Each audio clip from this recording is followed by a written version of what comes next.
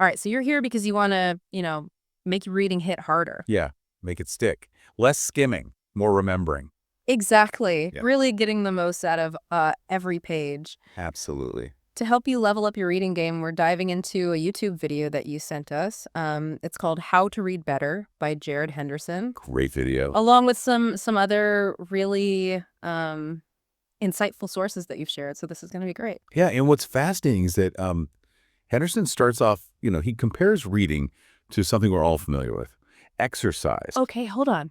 Building mental muscles. That's what he's saying. I can barely find time for a real workout. How am I supposed to fit in mental ones? I know, it's a brilliant analogy, though, because it really highlights, how important it is to be consistent. Like gradual progress. Yeah. You wouldn't expect to run a marathon without training. Right. It's the same with reading. Start small, start with a manageable goal, even 30 minutes a few times a week, and kind of like work your way up. Remember, like any good workout, it might feel challenging initially, especially if you're tackling complex texts. Yeah. He did mention Homer, Dante, even Emily Dickinson's poetry. Those are definitely not like, your average like page turner. Exactly. And that's where Henderson's point of an effort comes in. He argues that we shouldn't expect those challenging works to just reveal themselves to us. We need to put in the work. We need to put in those consistent reps to truly unlock their depths. Okay, so we're training for a mental marathon here. What specific techniques does he recommend to like get us in shape? Well, he suggests a two-pronged approach, reading books multiple times and strategic note-taking. Reading a book twice. That seems a little intense, especially, with my to be read pile already kind of looming over me. It does seem a little counterintuitive at first. Isn't once enough to get the gist? Well, think about all the time you might actually save by getting a deeper understanding the first time around. That initial read-through, it's what Henderson calls the fast and dirty method, and it's all about focusing on grasping that main argument. Okay. It's like scouting the terrain before setting up camp. Then on that second, slower read, you can really dig deep. You can absorb those nuances, appreciate how all the different parts contribute to the whole, and really understand the author's perspective. So the first pass is like getting a bird's eye view, and the second is where you zoom in and really explore all the details. Exactly, yeah. Okay. What about taking notes? Is that for both read-throughs? That's where Henderson gets really strategic. Yeah. He's not a fan of taking a lot of notes, like excessive note-taking during that first read. Okay. Instead, he recommends just using some light annotations, like check marks, a few keywords in the margin, just to highlight those key passages that jump out at you. So it's less about capturing like every detail and more about marking the trail for later. Exactly. And then during that second, more focused read, you revisit those marked sections and you decide which ones warrant more detailed notes. And here's where it gets interesting. Yeah. Henderson suggests using physical note cards for these deeper thoughts. Note cards in the digital age. I haven't touched those since high school. What's the advantage of going old school? Well, it's all about encouraging, that mindful engagement with the material. Instead of just like mindlessly copying and pasting chunks of text, using note cards forces you to synthesize the key ideas in your own words. I see. It's about like distilling the essence. Right. Like creating a cheat sheet for your brain. Exactly, yeah. Okay, so we're building our reading stamina, taking strategic notes. What's the next piece of the puzzle to becoming a better reader? Well, this is where Henderson makes a really crucial point, and it really resonated with me. It's not just about how we read, but what we choose to read. Mm-hmm.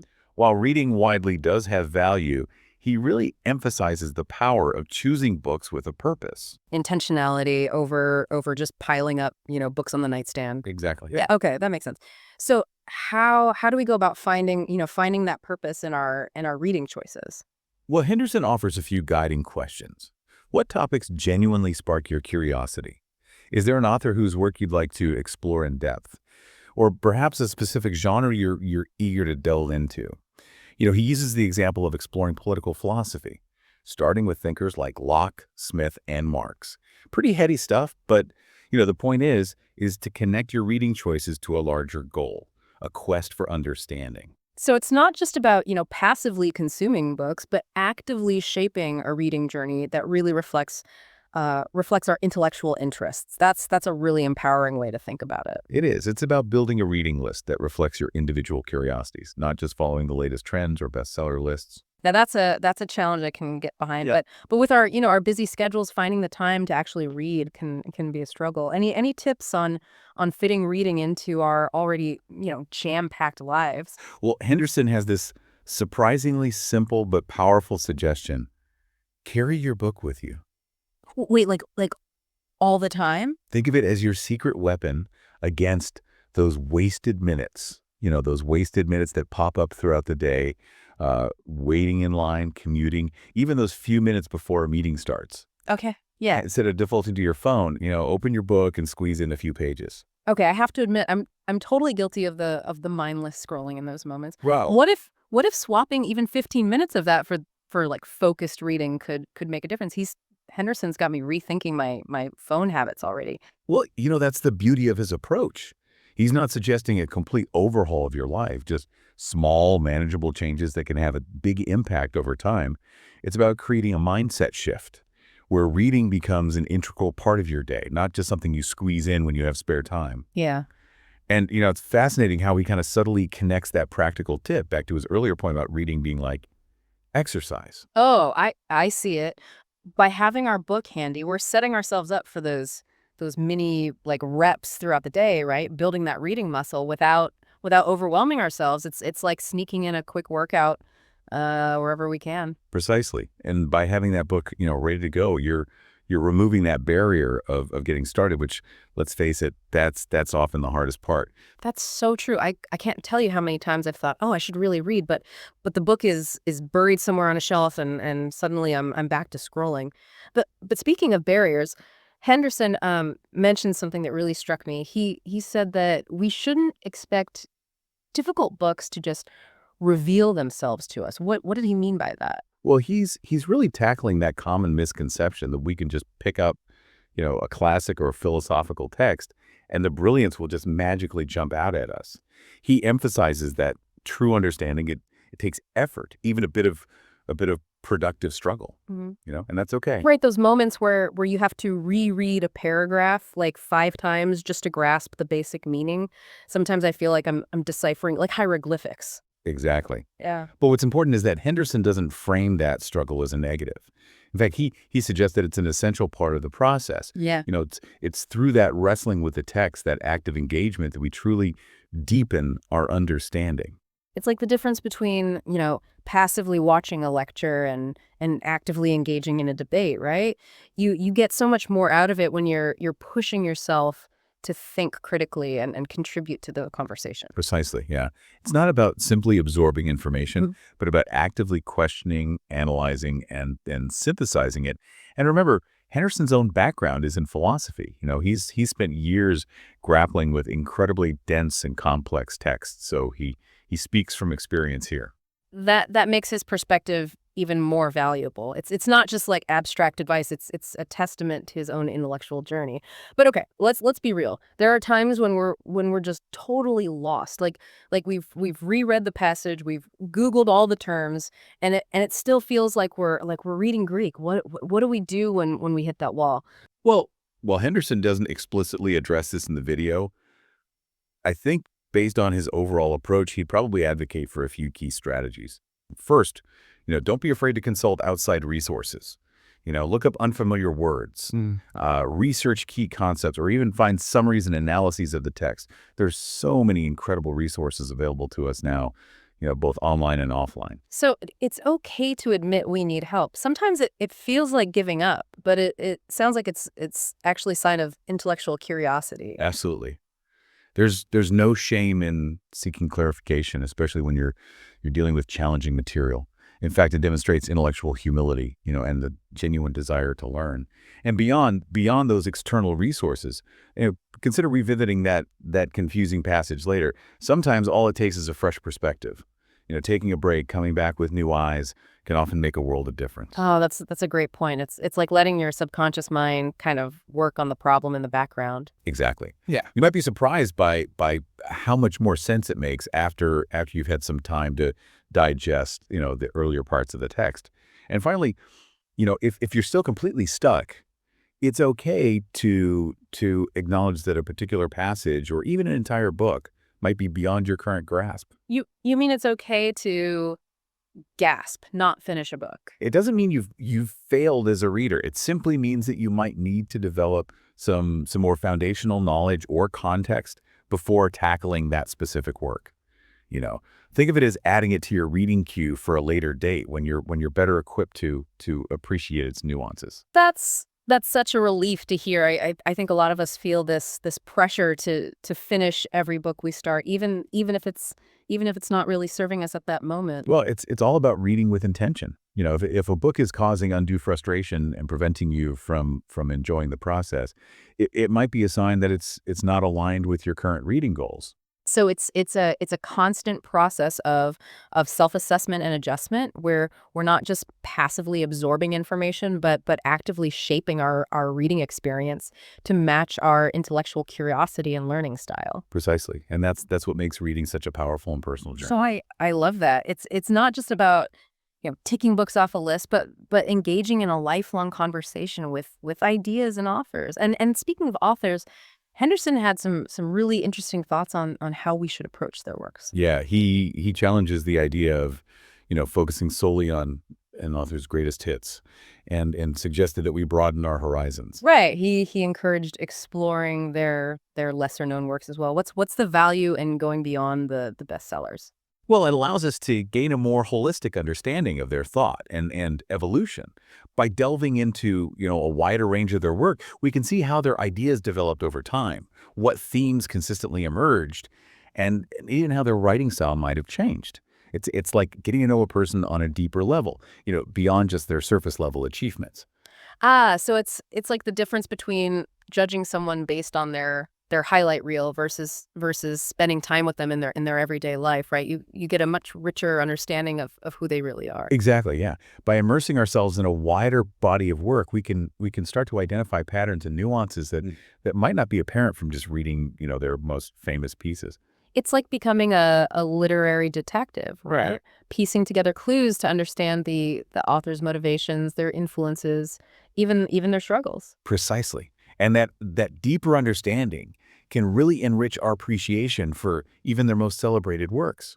It reminds me of when you discover that your favorite band's hit song was actually inspired by a much earlier, lesser known track. Suddenly you hear that hit song in a whole new light, appreciating the layers of meaning and the artist's journey. Exactly. And by exploring a wider range of an author's work, we might even discover hidden gems that resonate with us even more deeply than their more popular pieces. It's like finding a hidden treasure that speaks to our unique interests and sensibilities, and that sense of discovery is part of the joy of reading, wouldn't you say? Absolutely. It's about embracing curiosity Mhm. and letting our interests guide us down unexpected paths. Yeah, I love that. It's a reminder that reading can be an adventure, a journey of exploration, not just a linear path from point A to point B.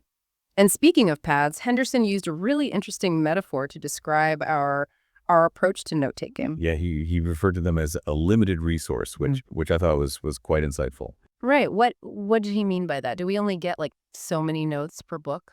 Well, he was emphasizing the importance of being selective and intentional with our note-taking. Yeah. It's not about capturing every single detail, but rather about distilling the most important insights and creating a system that allows us to easily, access and understand those notes later on. So yet again, quality over quantity. Exactly. And what's fascinating is how Henderson draws a parallel between our physical notes and the limitations of our own memory.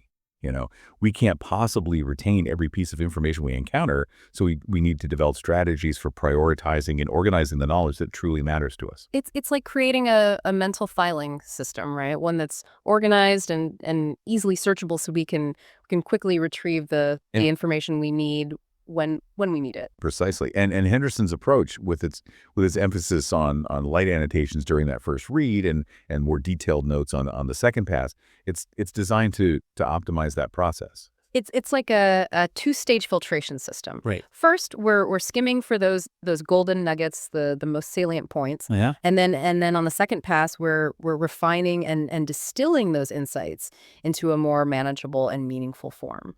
Exactly. It's a mindful approach to note-taking that helps us avoid getting bogged down in a sea of, potentially unhelpful notes.